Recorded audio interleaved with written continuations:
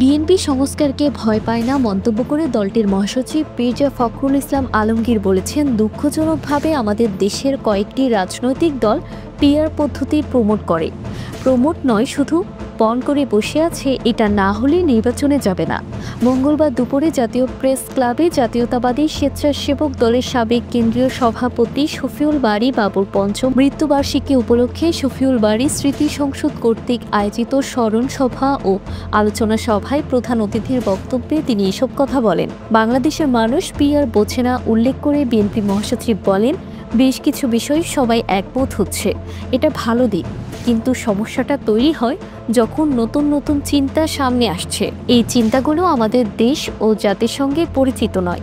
PR পদ্ধতি আমাদের দেশের মানুষ বোঝেই না।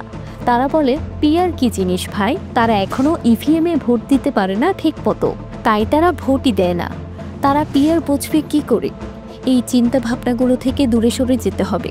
তিনি বলেন, এদেশের মানুষ যেটাতে অভ্যস্ত সেই ভোটের ব্যবস্থা করেন, তাদের প্রতিনিধিত্বের ব্যবস্থা করেন, তাহলে সমস্যাগুলো সমাধান হবে, না হলে হবে না। বাইরে থেকে এসে কাউকে নতুন নতুন চিন্তা ভাবনা দিয়ে দেশের সমস্যার সমাধান হবে না। আমরা পরিষ্কারভাবে বলতে চাই, অবিলম্বে সংস্কারগুলো শেষ করুন, জাতীয় সনদ ঘোষণা করুন, আর দয়া করে নির্বাচনের যে তারিখটা নির্ধারণ করেছেন সেই সময়টাতে নির্বাচন দিন। মানুষকে তার অধিকার ফিরিয়ে দিন, ভোটের অধিকার ফিরিয়ে দিন।